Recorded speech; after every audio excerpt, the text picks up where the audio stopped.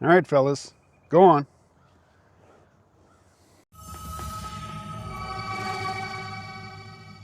Hey everybody, KMO here with a video that is based on my most recent Substack post. It is a 4-quadrant forecast into the future of AI development, particularly with regard to capital investment and the methodology of trying to reach AGI by sheer scale.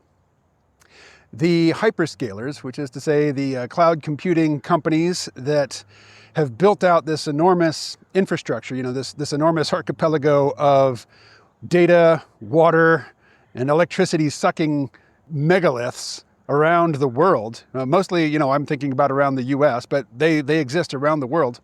This approach to AI, or artificial general intelligence, or AI capability gains generally, comes at the expense of other types of methodologies. The sorts of mixed use methodologies advocated by people like Gary Marcus. Go on, cow. I got no food for you. Go, go, go, go, go, go. Get. So to explore the future of, the near future, basically, I'm talking about the remainder of this decade, the rest of the 2020s, which is really only 4.5 years. I put together a 2-axis graph which creates 4 quadrants. Now, this is a very simplistic way of looking at the future. It discounts almost everything, looking for the 2 most relevant factors in any given slice of reality. So what I settled on was the magnitude, basically, of capability gains in the next couple of rounds of sheer scaling. So GPT-5 was a big disappointment for a lot of people. In terms of specialized tests, it performs better than the previous model, but in terms of user experience, most people aren't doing, complex mathematics or, high-level engineering with large language models. They're just talking to them, They're either getting help with writing or summarizing stuff or just talking. Anyway, the other axis on the chart is how willing the capital investors are to keep funding this mad pursuit of AGI via sheer scaling. And so far, there's plenty of investor money to dump into it, but it always comes at the expense of other avenues of research and development. To give you a sense for how much training costs for large language models increases from one generation to the next, consider this. OpenAI spent about $50,000 to train GPT-2. GPT-3 cost around $4.5 million. GPT-4 climbed to roughly $100 million, and GPT-5 estimates put the training run at over $500 million. The jump in capability from GPT-2 to GPT-3 was astounding, but the jump in capability from 3 to 4, while also impressive, was not nearly as impressive. And the jump from GPT-4 to GPT-5, well, a lot of people said that it went downhill. And really, you had to look at esoteric benchmarks and take the word of experts to really know that 5 was better than 4. So what you're getting is, at best, a linear increase in capabilities for exponential growth in cost. But the expense itself has become part of the business strategy. At this level, it's not just about building smarter models, it's about building barriers. When only a handful of firms can afford to play, the price tag becomes a moat, an artificial exclusivity that keeps leaner, more innovative competitors on the outside. Which means that progress now doubles as defense, a way to protect market dominance as much as to pursue intelligence. On a 2-axis graph, if the horizontal axis represents how much progress the next couple of generations of scaling produce, and the vertical axis represents the stick-to-itiveness, the fortitude of investors, their confidence in this approach, then you get 4 quadrants. And in the upper right-hand quadrant, this is the one that I think intuitively seems like the best outcome, is that the next couple of rounds of training large language models, just this brute force approach, produces extraordinary gains in capabilities. Models can stay on task for hours or even days at a time without human instruction, to keep them focused and grounded. And, they learn in a more dynamic way. Their weights aren't fixed. You know, they have continuous learning, dynamic learning. They can continuously adapt themselves to changing situations. Basically, they get to a point where they can replace human workers in almost any intellectual job. And, you know, with robots coming up quick on the near horizon, the blue-collar workers fall shortly thereafter. From the perspective of capital, this is the wet dream.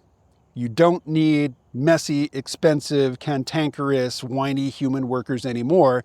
You have the uncomplaining, tireless, super brilliant, focused AI workers to replace them. You can see why that's only good news for a small portion of the population. This also, though, is the doorstep to the singularity. I mean, once you've got drop-in workers, so-called, that can do any human intellectual task, then you can multiply the sheer size, basically, of the productive, working scientific community. Medical research and breakthroughs come quickly. Scientific problems that have remained, a quandary, that have remained unassailable thus far, start falling one after the other, and you get a snowball effect. This is the singularity. The question is, will the benefits be fairly distributed? And according to the current logic of our civilization, fuck no, absolutely not. Once human workers are unnecessary, then the next big problem is, what do we do with all these useless, complaining, troublemaking humans? And obvious answers leap to mind. Now, in the upper left-hand quadrant of the graph, we have the mother of all economic bubbles. This is where the next couple of rounds of AI development turn out to be a lot like the move from GPT-4 to GPT-5. Yeah, you can point to technical benchmarks which demonstrate that the new model is quantitatively and visibly better, but in terms of user experience, and more importantly, for capital, in terms of the ability to replace human workers, it's still not there. But investor confidence stays high. Why would it stay high? Well, one, to deviate would be to admit fault, would be to admit that all the money that you dumped into it thus far was wasted money. This is the sunk cost fallacy. It is very hard to change course, particularly, the more you invest in a particular idea or a particular course of action, the more committed to it you become, because to deviate means that, it's basically an admission of fault, which nobody wants to do. Also, the scaling approach creates a moat for a few big players. If it turns out that that basically the effects of scaling, that the beneficial effects of scaling have already been unlocked, and that more scaling really is just capital wasted, then, either two things are true. Artificial general intelligence is impossible, or we're going to get there via other means. And of course, I think it's two. And I think that, the winning approach is going to be basically replicating the human mind, in as much as the human mind is not a single unitary intelligence. It is a collection of specialized modules that are all integrated, more or less integrated, and basically glossed over with this illusion of singular consciousness. But it's not a singular consciousness. And I think that, that's going to be the approach that's going to win the day. And you're already seeing it to some extent. Like if you go to ChatGPT and you ask it to create an image, it'll create an image for you seemingly, but it doesn't really. What it did was it modified your request and made it into a prompt, and it sent it over to DALL-E, and DALL-E made the image and then sent it back to ChatGPT, and ChatGPT showed it to you. And if you ask ChatGPT, it will admit, yeah, that's what's going on. Well, it's still kind of clunky. It takes a long time, could be a minute or more for the image to come back. With scaling and with efficiency, those times will be reduced. And, if you focus on the presentation layer and hiding the fact that, you have disparate modules doing disparate things, I think that's really an avenue that, if it doesn't get all the way to AGI, it's going to produce better results than sheer scaling. Now, let me say, I don't know that. I have no crystal ball, and I'm certainly not working, in the industry. So that's my intuition, broad disclaimer. But in this upper left-hand quadrant, where investor confidence remains high, but actual capability gains are meager for the rest of the 2020s, we're setting up the mother of all economic crashes in the 2030s. So really, if this approach is going to fail, then investor confidence will waver at some point, and for the health of the general economy, the sooner the better. So in the lower left-hand corner, where both capability gains and investor confidence are low, well, we get what from the perspective of the moneyed class, the ownership class, is the worst possible outcome. This is a quick onset of a new Wall Street winter for AI. And this means that all the money that is being dumped into data center construction right now, it's not all wasted. The hardware and the infrastructure will get used for compute, but it's not going to scale up to AGI. It's not going to scale up to replacement workers. You're still going to need human workers to do work, to generate wealth, which is good news for most of us. Like the singularity is the dream if we all get a piece of it. But if we don't, then it's the nightmare. If all the excess workers just become a problem to be dealt with and, removed from the equation, then that's the nightmare. The nightmare for Wall Street is this lower left-hand corner, the Wall Street winter. But for the rest of us, people who actually have to struggle and find some economic relevance, find something to do, to trade your time, your energy, your bodily capabilities, your mental capabilities for money, this is a reprieve.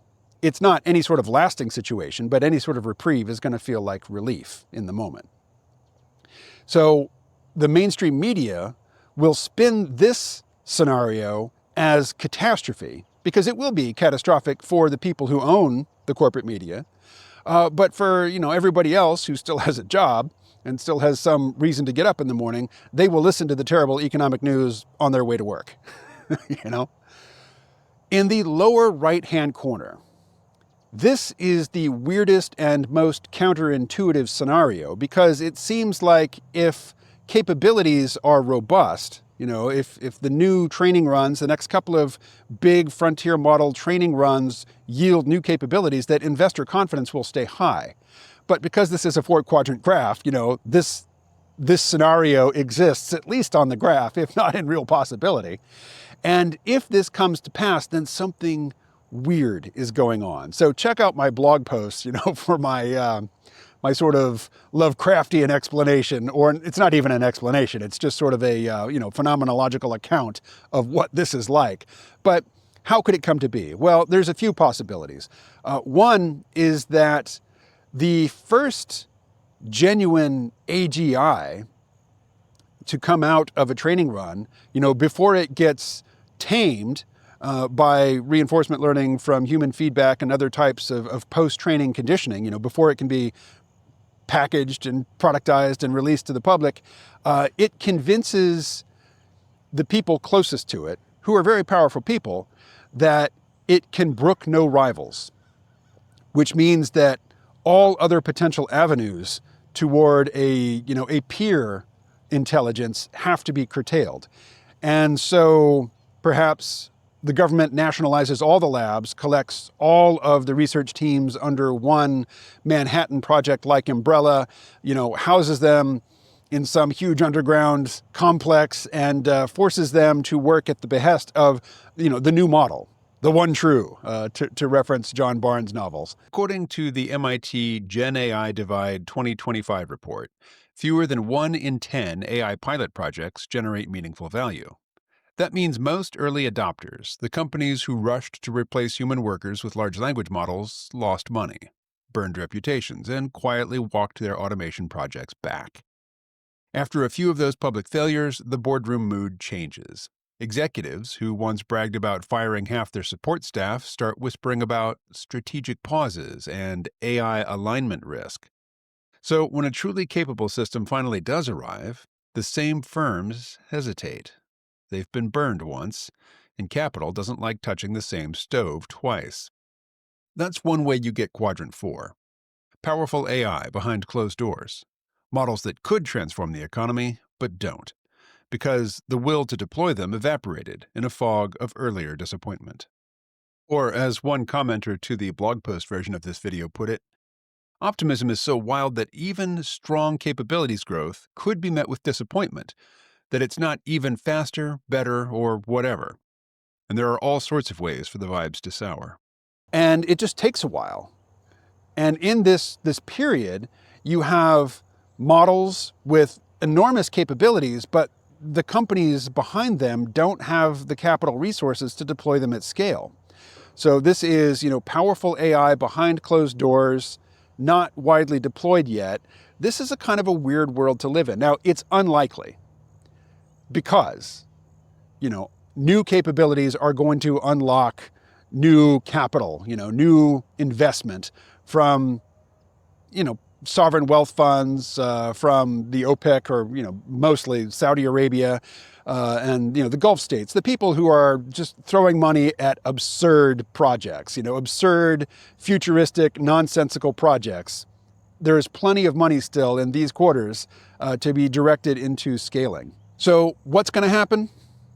I think Quadrant II is most likely. Why do I think that? Because I think that sheer scaling is not going to unlock AGI, that it's going to take a more complex approach.